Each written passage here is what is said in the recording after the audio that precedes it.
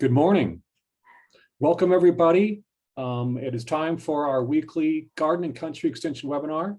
We have with us Henry Grover from the USDA Forest Service. He's going to be talking about some research he's done on mitigating post-fire runoff and erosion in the Southwest using hillslope and channel treatments. So welcome, Henry. Just a little bit about these webinars. They're a weekly Zoom webinar, 60 minutes or less, Thursdays at 11 in Arizona. So adjust your time zone if you're tuning in from another state. Featuring a variety of horticultural and natural resource topics relevant to the environmental conditions and residential concerns of Gila County, Arizona, and anywhere else in the world. And with the floods and wildfires we're having these days, that's pretty much anywhere else in the world. Recordings of this will be posted at my website, the extension.arizona.edu/Gila. We also have a YouTube playlist at the University of Arizona where these show up first. And feel free to email me at ckjones@arizona.edu. You want to get on the mailing list or want to make sure you get that recording. And the University of Arizona is an equal opportunity affirmative action institution. And so with that, I'm going to bring up our poll that I do. And so please take a moment to answer these three questions. We report this information at the end of the year. I did put them down that it is an anonymous poll. So thank you for doing that. I'm going to get back to my slides here.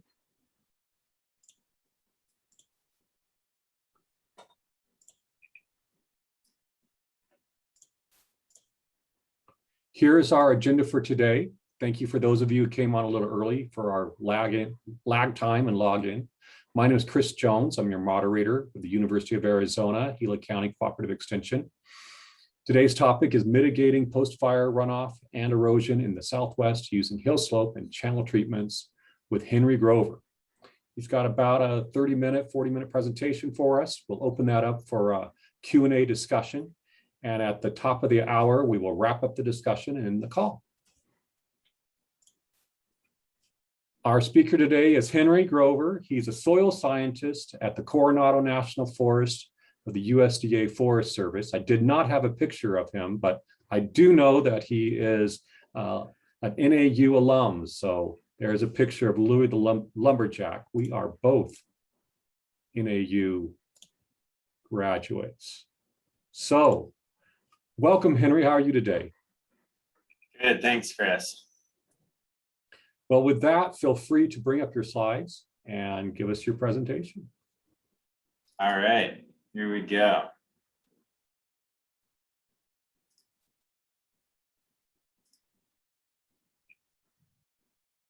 Let me just share this.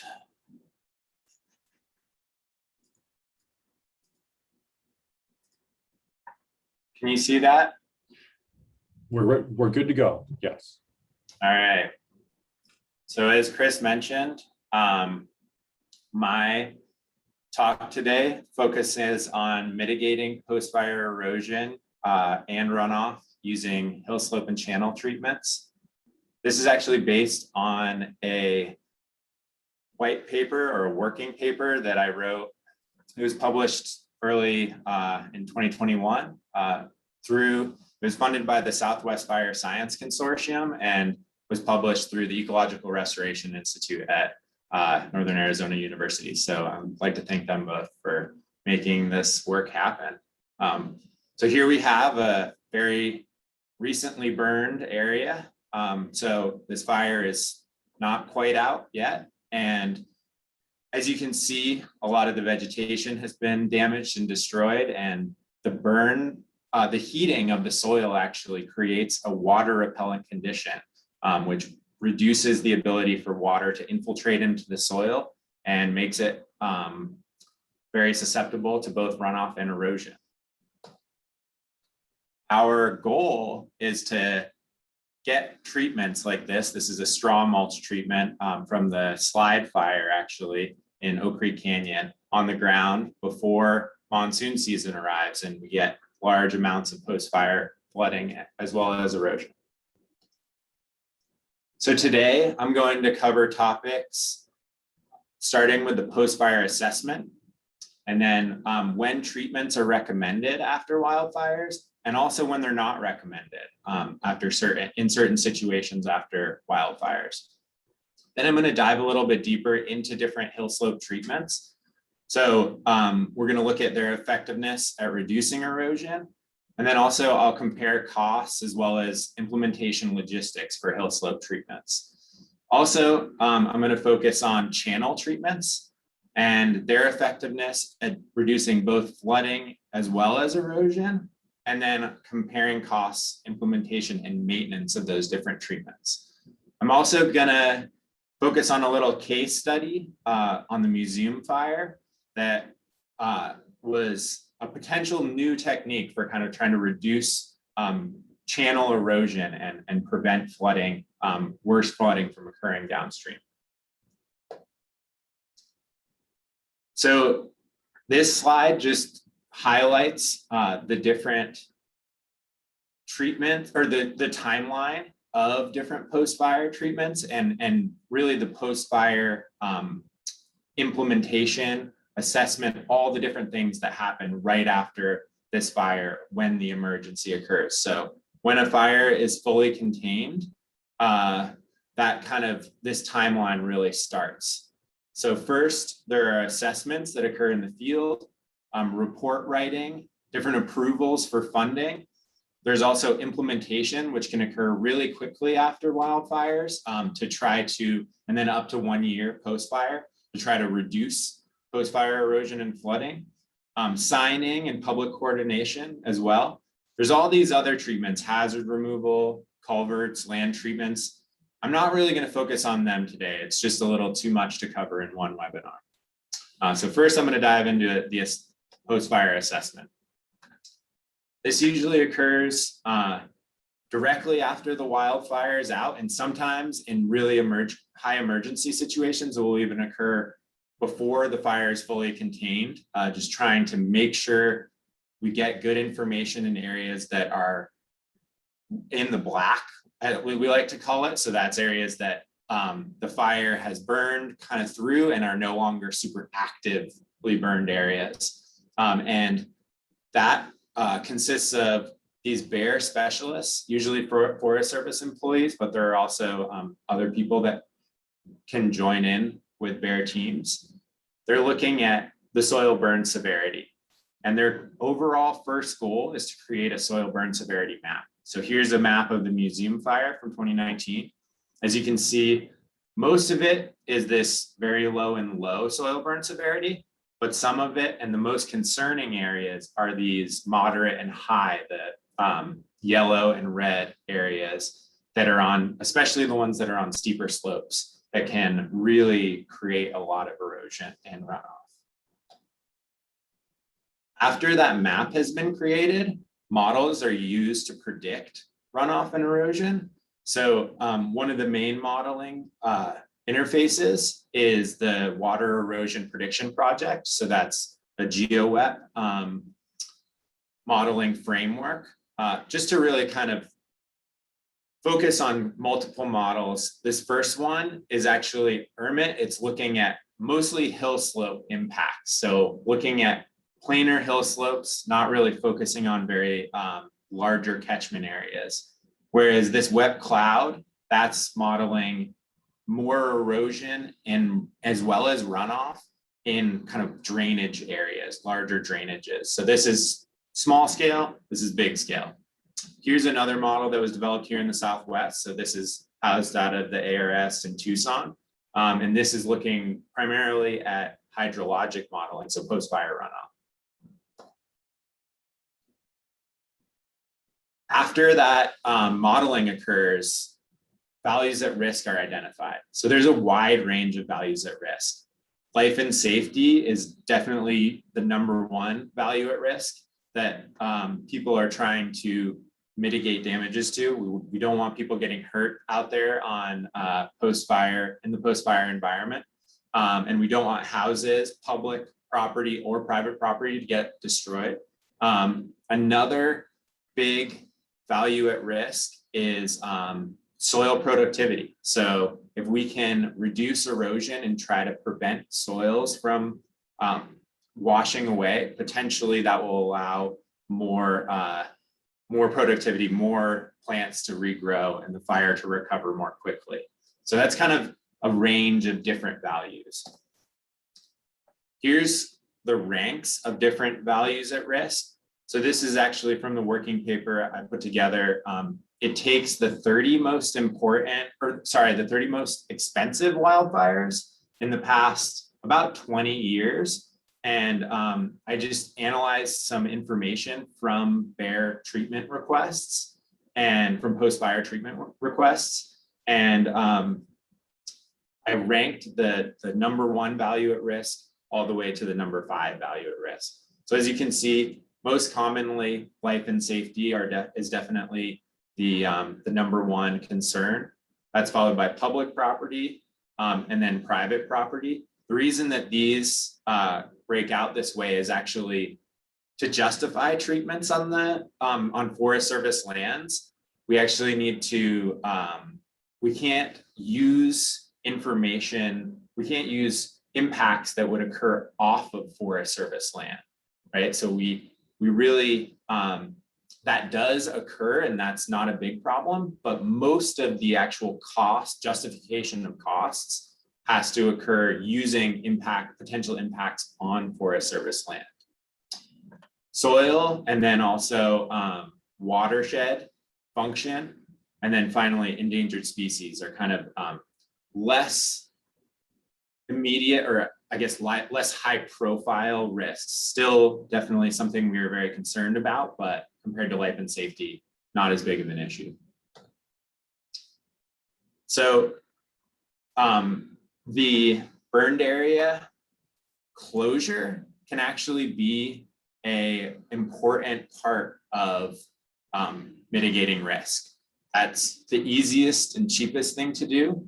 And it's also these post-fire conditions that are of high risk can really, after a few years, it definitely takes both time and precipitation for recovery to occur. If we don't get any rain, as people saw two monsoon seasons ago and the monsoon season before that, it's really difficult for things to recover if there's no rain at all. But closure is actually one of the most common impact or treatments, kind of the management strategies that's focused or that occurs. So that involves signage and then also coordination with the public. So here are just some examples of that. Closing roads so people can't get in there. Actually creating closure orders. So right here is a closure order for the museum fire. That area people aren't allowed in. Coordination with the National Weather Service for issuing flash flood warnings when storms kind of come over and are about to dump a lot of rain on the burned area. There's a lot of coordination that occurs with both the National Weather Service and then also in specific areas where they're really worried about flooding in downstream locations, local municipalities. There's a lot of coordination that can occur there as well. So in Flagstaff, there was a lot of talking to the city of Flagstaff to try to prevent erosion and also to make sure people understand that even though the fire is out, there's still very large concerns for emergencies. So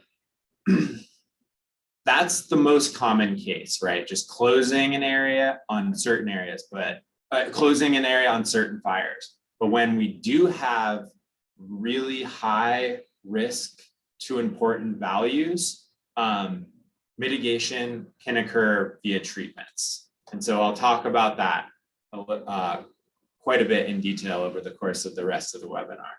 So that involves implementation of treatments. I'm going to kind of break it down for you into different types of treatments by types of hillslope or types of erosion. So that first erosion type is hill slopes. Here's a good picture kind of showing that. We've got steeper slopes, as you can see, and that usually occurs on the forest where the water and soil is getting pushed down the slope just by the steepness of the slope and the burned area. And then channel treatments. I'll talk about that here in a little bit. So 3 major hill slope treatments are erosion barriers, mulching, and then finally seeding. So these erosion barriers, they're actually often made by dropping trees and then digging out an area and trying to create a little dam here for soil to stop moving down the hill slope.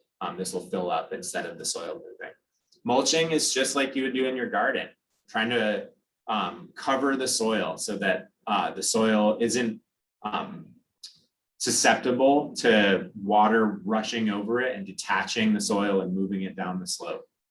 And then finally, the idea with seeding is using fast growing, usually non-native like barleys and wheat seeds to quickly provide cover after a wildfire so that the seed will actually grow super quickly, or the plants will actually grow super quickly, lay down and reduce, create cover that way and reduce erosion that way. So here is a really exciting paper that just came out in the summer of 2021. So this is a systematic review. So it's actually many different, it's a publication that consists of many different publications. So there's actually, I think, 220 or so publications that this reviews and kind of creates an overarching theme, overarching results that takes all of those different publications. And it's focused on hill slope treatments. I'm gonna dive right into the results of that. Here you can see cover. So on the bottom, this is kind of a confusing axis, but really what you need to know is things further to this negative side are less, means less erosion, and results closer to 0 mean more erosion. So that's closer to a control. They're trying to compare to a control area that didn't get a treatment. So here you can see cover was really the most effective. And it's also the area where they saw the most studies.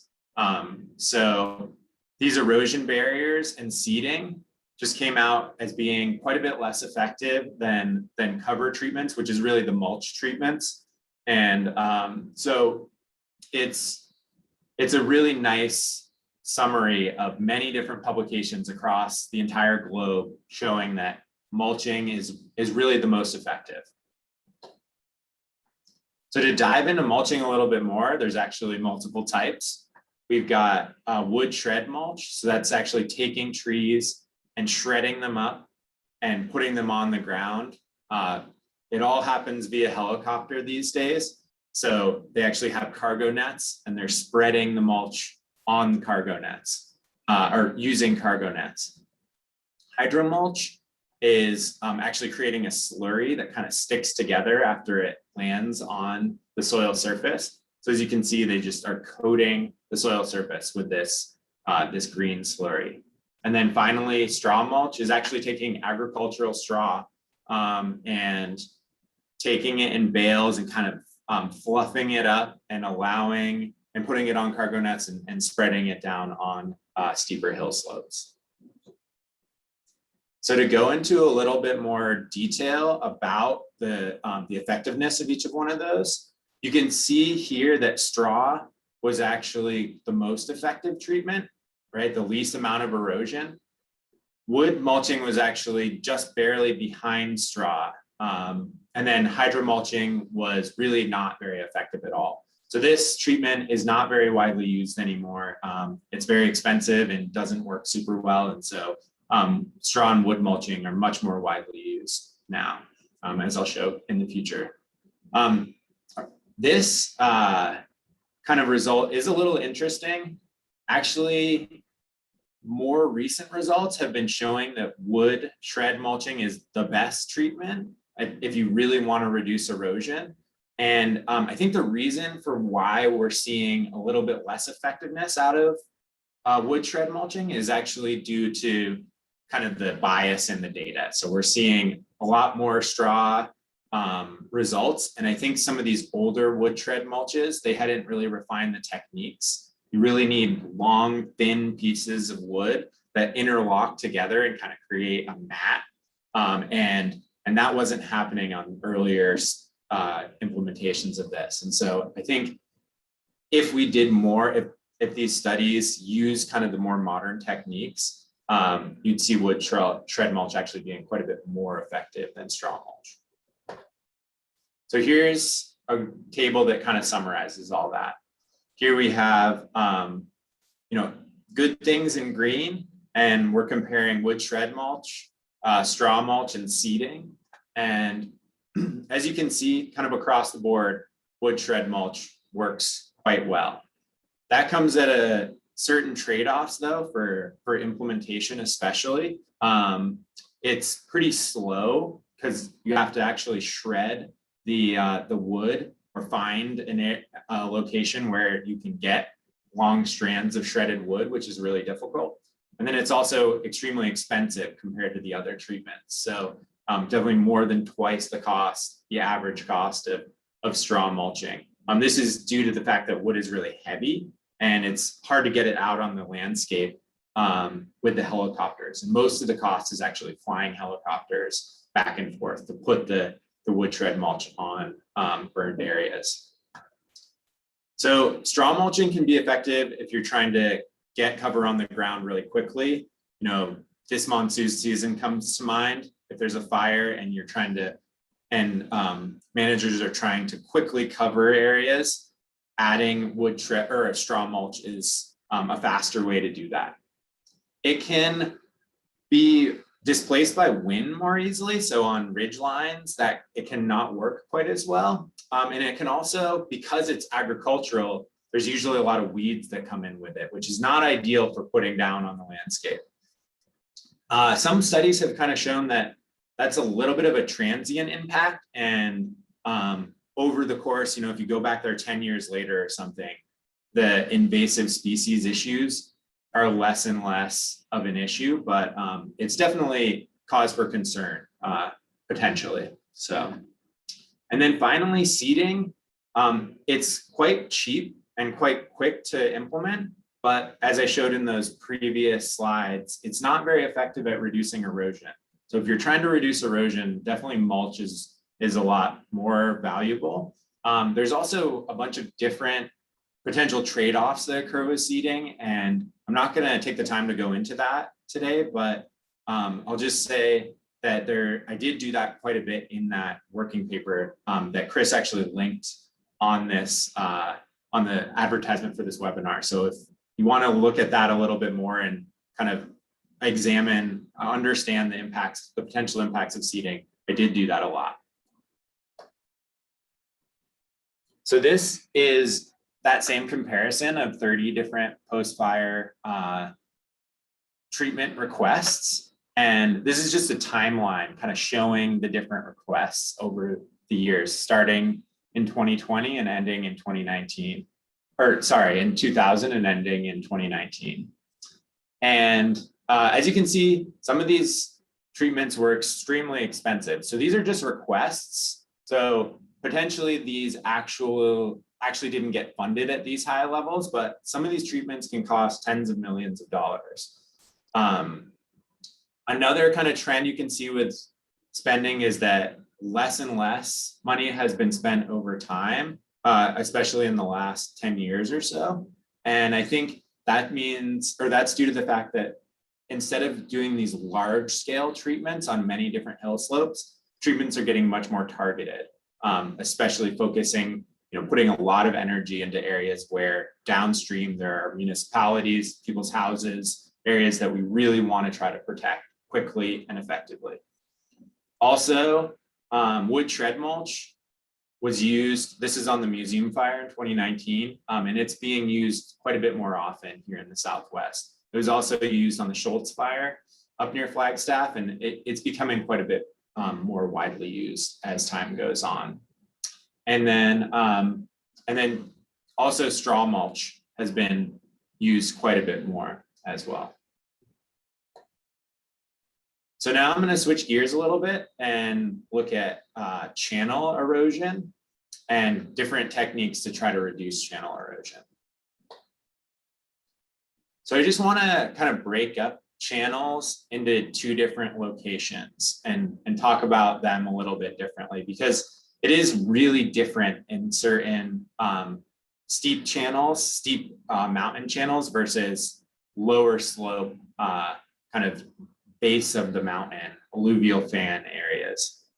So I actually have a couple of videos kind of looking up here, you know, a video that was kind of located up in a steep mountain channel, then a video right before a debris flow and a flood comes into town. So here we have that first video. This is, you know, on a very steep mountain drainage.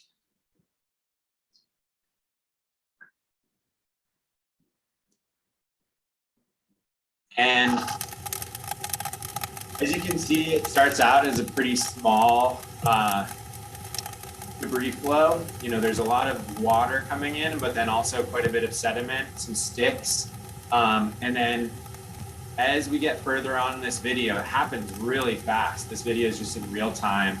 You can see these larger chunks occurring, these larger pieces of debris, you know, small boulders, and progressively bigger and bigger boulders as this debris flow picks up speed. You know, that's probably the size of a microwave. I think some of them will come down that are, you know, borderline fridge sized, and even larger. And so on these really steep mountain slopes, there's really no way to reduce this this impact from occurring in burned areas. If you get really high intensity rainfall combined with severely burned areas, this is going to happen on steeper hill slopes. There's just no way to stop it.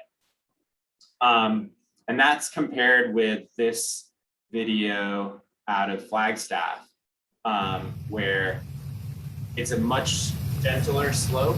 As you can see, there's a lot of wood and kind of floating material in this one, but you're not seeing those big rocks coming down, just due to the fact that the water is moving a lot less fast, and also the hill slope is quite a bit less steep.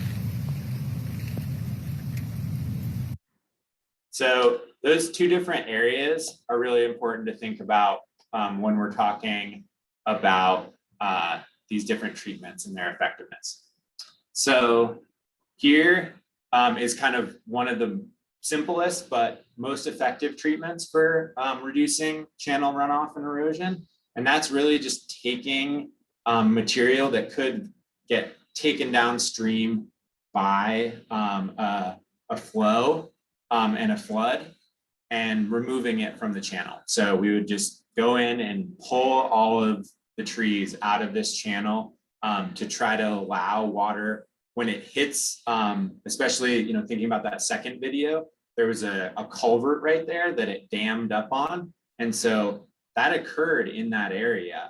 They were able to reduce a lot of the debris in the channel, but there was still quite a bit, as you saw, that kind of dammed up that culvert. So trying to reduce as much wood and other debris that could jam culverts and create more flooding as possible is kind of the number one goal here. Another technique is straw bale check dams. And so that happens on the first video we watched.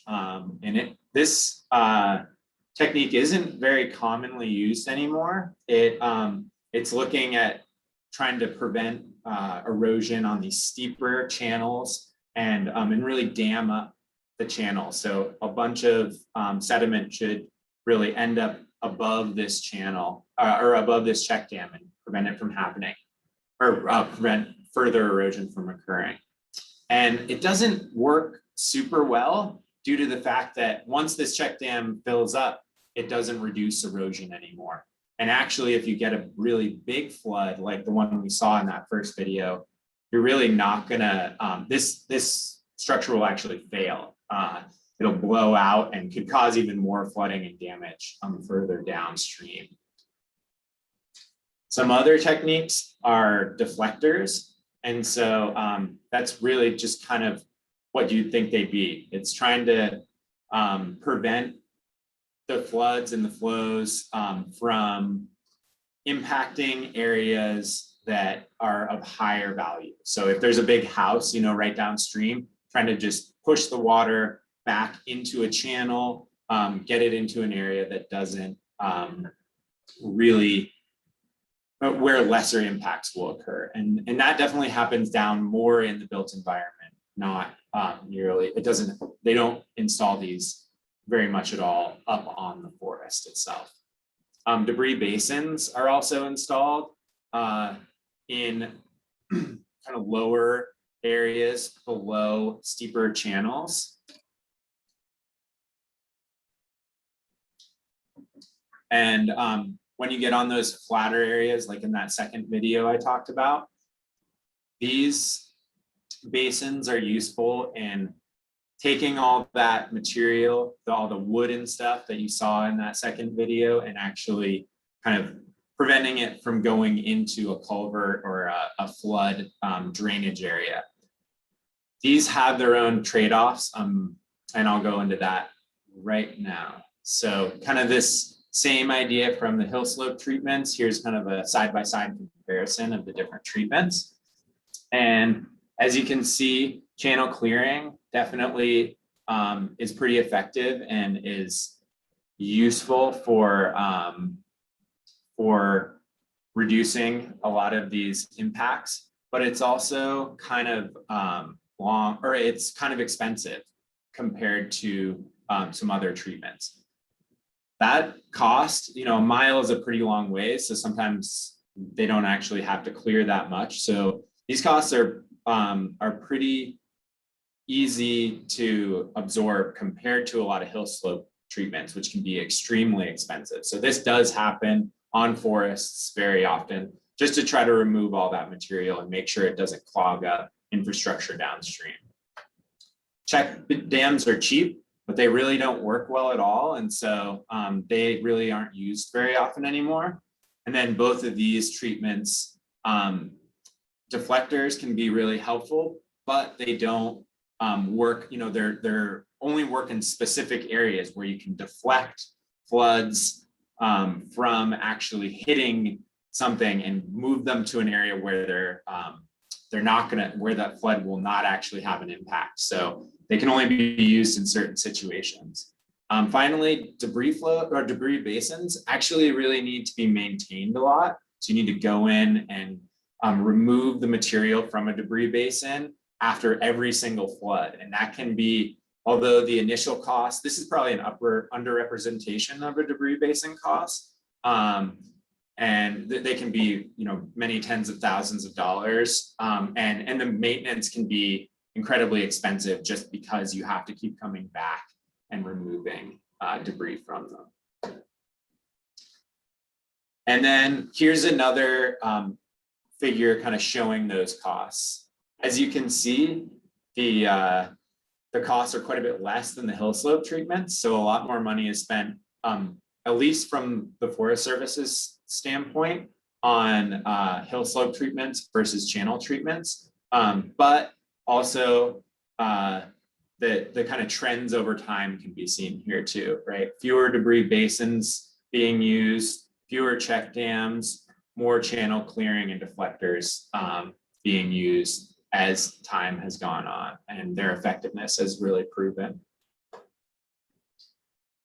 So now I'm going to talk a little bit more about a different potential technique that was implemented up on the museum fire and can hopefully be implemented more in the future. So this is an alluvial fan. So this area is, down in that location where we saw that second video, less high energy, but still kind of actually in an intermediate area, still kind of high, potentially quite high energy, but it's definitely not on those steep mountain slopes. And so kind of tackling the floods and preventing the floods and the flows from being bad and kind of reducing their impacts in this area was kind of the idea behind this new technique. So actually what it takes from is some structures that are actually used mostly in erosion mitigation of small stream courses, so small stream areas, which makes sense, right? It's a channel treatment. This is a stream, it just doesn't flow very often. It's now flowing a lot more because of the fire, but it's actually just taking rocks and building this structure that prevents the erosion from actually occurring right in the middle of the channel. What we don't want is this situation that's kind of down below this structure where the channel gets deeper and a lot of the material is easily transported down into the built environment, into towards houses, towards areas where we don't want it to be going. And so the idea here is to key in these rocks, make sure that they're supported on the sides with very, very large rocks. The devil is definitely in the details. So figuring out exactly the size of the rocks that are needed is really important. So this structure doesn't fail. This one came quite close to failing, actually. As you can see, if one of these rocks had gone, the whole structure probably would have fallen apart, and then there would have been erosion that had probably made its way all the way up this channel, and a lot more sediment would have gone downstream. Here's a good side-by-side comparison of how it's not only preventing erosion on the alluvial fan at which the structures are actually placed, but it's actually depositing material in that area instead. The fan is actually slowing the water down. The water is actually spreading out on this side, and it's slowing water down. It's slowing down enough so that the big rocks that would normally get taken down, as you can see, there aren't really as many big rocks, kind of in this area where the water flowed, and they all got pushed downstream. But these came down from steeper slopes up on the mountainside, and now they're hanging out right here, which is exactly where we want them. We don't want them to go down into the city. We want them to just deposit here, and then we don't have to worry about them actually moving into areas and plugging up infrastructure and or debris basins or anything like that. So this is kind of the idea behind this new technique, is to make sure that we go from an erosional environment over here to a more depositional environment right here. So in conclusion, most commonly the recommendation in burned areas is closing them and just allowing for natural regeneration. This is obviously not what we want to do when there's important values at risk downstream of these burned areas. When we are trying to reduce hillslope erosion, wood shred mulching and straw mulching are really the most effective treatments for doing that. And then to reduce channel erosion, removing debris and trying to armor channels, trying to reduce erosion within the channels, but really only on lower hill slopes, less steep hill slopes is the only possible way to actually reduce erosion in that way. And then I want to leave people with a final note saying that if kind of the perfect storm occurs, if we have really high intensity fire, really high severity, soil burn severity on really steep slopes, treatments can really quickly become overwhelmed. So if a flood occurs, if a lot of rain falls, there's really no amount of treatments that can prevent really bad adverse effects from occurring. So it can be important to kind of consider each fire, each situation in its own way, in its own particular case, because certain treatments can be effective in certain areas, but they can be a very large waste of money and not effective at all in other situations. So especially steep slopes with high burn severity and intense rains. So I'd just like to thank everybody who contributed to making this work possible. There was a lot of different partners and funding partners, people who reviewed this manuscript I wrote, and especially the Forest Service, who really helped me understand these treatments a lot better. I'm looking forward to actually working in this world here next summer. So as a member of the Forest Service, I'll be out on wildfires and trying to implement these treatments, figure out where they need to occur. So thanks to everyone. And thank you very much, Henry. That was excellent presentation, great information. I really appreciate the way that you laid it out for us. I was able to follow these quickly. The rest of the audience was as well. Let's go ahead and open it up to Henry for question and answer. Feel free to put something into the Q&A or the chat box as you wish. And let's see what how he can answer any of our questions. And so here they start to come, or at least we say, great job. Yeah, I liked it. So we've had our floods here in Globe with the telegraph fire. And I noticed that the channel clearing has been by far the most popular of channel treatments that we've been doing in town. I guess maybe that's been learning as we go, that some of these other treatments aren't always effective. Certainly they can be very expensive. But I wanted to talk some more about the idea of the debris basin, or I've seen stormwater retention basins, and when would those be appropriate? Because like you say, you know, you get those events, they're going to take a lot of maintenance because they're going to fill up. So some of the research that was done on that, or any knowledge you have on those?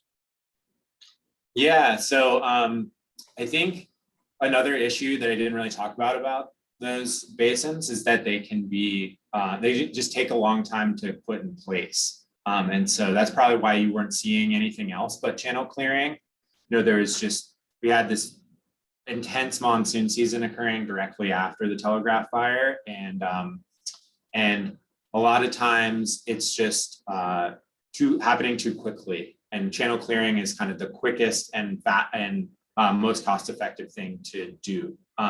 Usually the NRCS, Emergency Watershed Protection Program, is really focused more on those larger infrastructure-based treatments like debris basins, stormwater retention ponds, things like that. And so I'm not quite as familiar with that world, but there's definitely a lot of that happening, usually in more of a probably 2 to 5 year, maybe 2 to 8 year post-fire time frame, depending on how the funding works and all that stuff.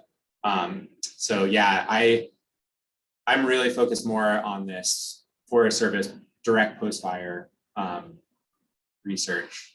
Yeah, I mentioned it to our district ranger and he wasn't too excited about the ideas. Basically, some of the problems of, does it change the geomorphology of the stream, and as well as getting approval for projects like that on public land.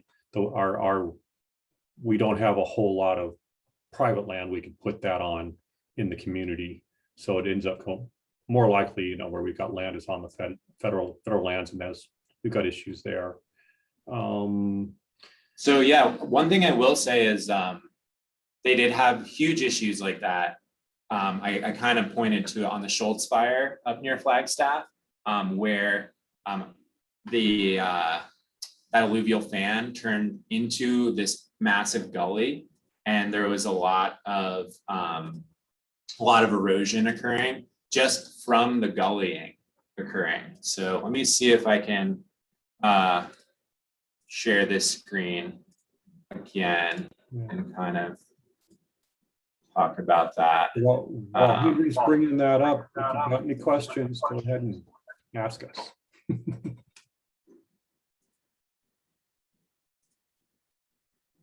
So in this picture, what they actually did was rebuild the alluvial fans, and that was using emergency watershed protection money, many different pools of money. They tried to bring in material and make this this kind of situation, this landscape, look more like something like this. Actually used a lot of logs and spread that water out. Obviously, there's nothing that can really be done on those steeper hill slopes like I talked about, but it was a many $1 million project for trying to actually restore function to the alluvial fan itself.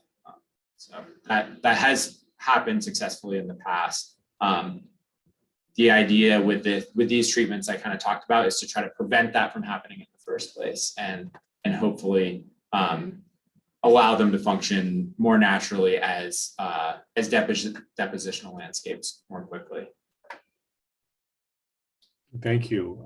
Joe Mueller comments, very good, informative, and effective presentation. Certainly underscores most effective action is still prevention of high intensity fires through effective mechanical thinning and appropriate use of managed fire to control fuel supplies.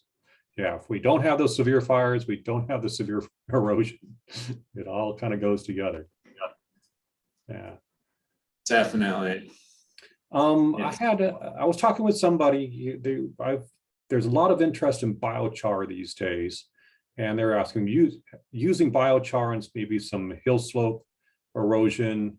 I was like, it just doesn't seem to be of a particle size that's going to have much impact. But could it be a component of a wood, shredded wood project, or what are your thoughts on using biochar for erosion control? So for post-fire erosion, biochar doesn't really make any sense because it's more of a it's very light. When you burn off most of the cellulose material, but also it's actually it's more useful for thinning projects, trying to figure out ways to make like Joe talked about, ways to make a lot of forest biomass profitable. The very small chunks, like the small trees out there that we're trying to thin to prevent these big catastrophic wildfires from occurring. There's been a lot of work being done to try to figure out how we can actually do that in a way that is cost effective, and so that it happens much more quickly. And the Ecological Restoration Institute has an entire division kind of focusing on that. And biochar is actually a pretty big part of their work. So that's exciting. Yeah, no, I think Joe would agree. If we could come up with any type of product that we can get from forest thinning, we've got to try to create a demand and use it and raise awareness. So yeah, so thank you for putting that together and where it fits into the larger scheme of forest management. Okay, here's another comment. Becca says, in video 2, the museum fire runoff has a lot of shredded wood, mulch looking material. Is this material that was in the forest naturally, or was this shredded wood that has been dropped by helicopters to slow the erosion? Yeah, that's a really interesting question. I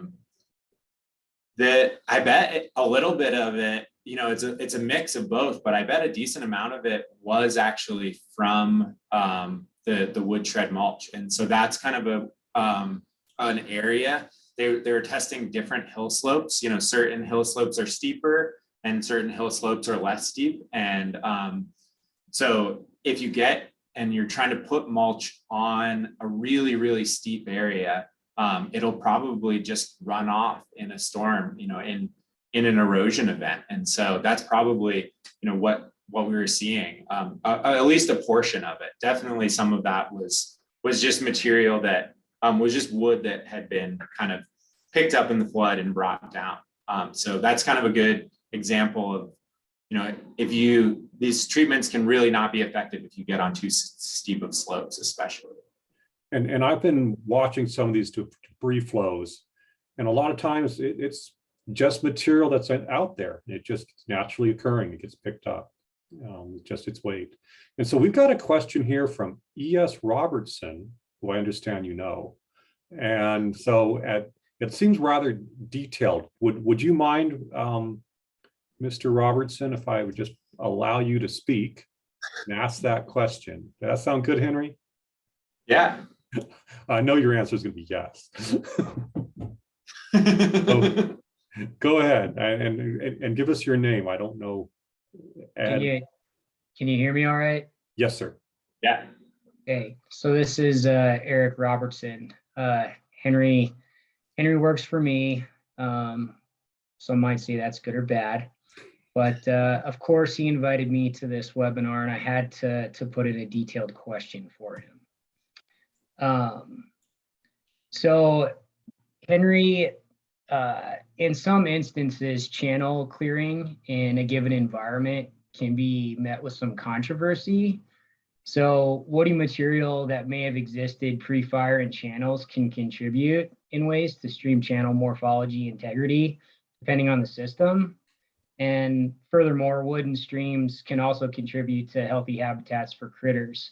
So I'm curious, what would you tell someone who is opposed to the idea of channel clearing in a system where there was this scenario that you had pre-existing down woody material load that contributed to the integrity of the stream channel morphology and potentially habitat? Yeah, definitely. Having this woody debris can be really, really important in many riparian ecosystems. There's actually been a lot of work in especially the northwestern US, where they're putting woody material back into streams that was previously removed because of how important it is for fish and for many different, building habitat, essentially riparian habitat, and expanding it. I would say this is a special case because of the fact that it's an emergency situation, right? There are plenty of watersheds where there aren't going to be channels cleared. We're really focusing on those watersheds where it's directly upstream of a very, a valuable location, of a city, of bunch of houses, of a development. And so we really don't want to have a bunch of material coming down and messing up the infrastructure that's down there. So that's kind of where I was talking about very case by case situations, especially with these channel treatments. We need to think about what the fire is, what the watershed is, what's going on in that area, and make sure that we do things well, the right way in the wild and urban interface, in that area that could be really impacted and destroy people's houses, versus an area where woody material might actually be very helpful in a burn situation, and not plug up culverts and cause a lot of flooding issues. So I think that's probably everything I wanted to say about that. That's great. Eric actually had the same question I had, as well as Joe Miller from his comment. Eric, do you want to unmute again and say anything else, or I can go ahead and close you out here for good? So I'm going to go ahead and expand on that one, particularly with our situation with the Telegraph Fire in the Globe area. We have Pinal Creek that comes through our community. It is a cottonwood corridor. And of course, they did a lot of clearing through there. We got some flooding. And even before then, you look at it, there's no real recruitment going on with the cottonwoods. It's been channelized. We're getting less rainfall. There are wells, private wells in certain areas along the creek.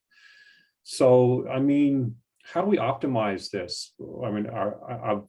When those cottonwoods die, they're not really going to get replaced.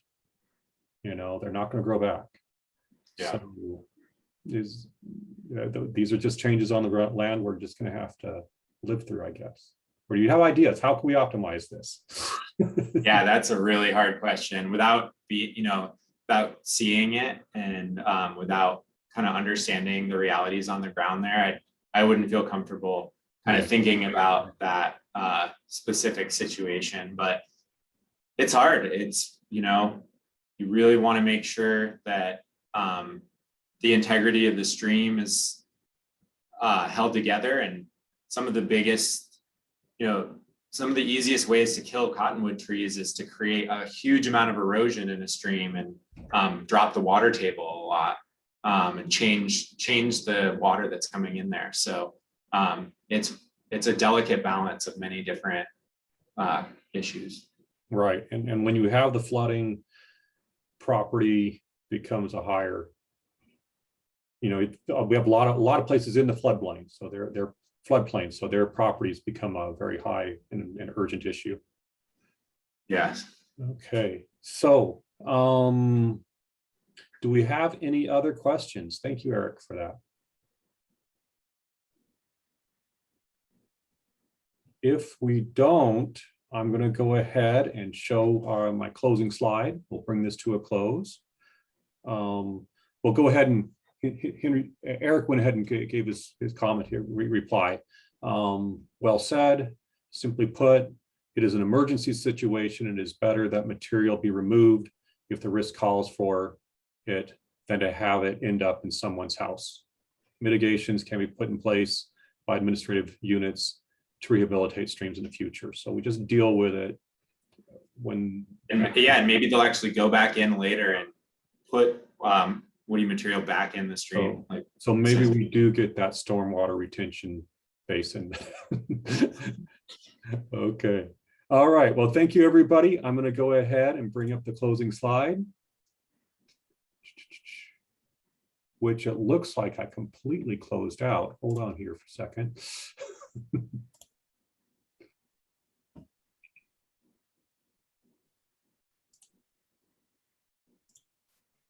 Apologize for the delay here,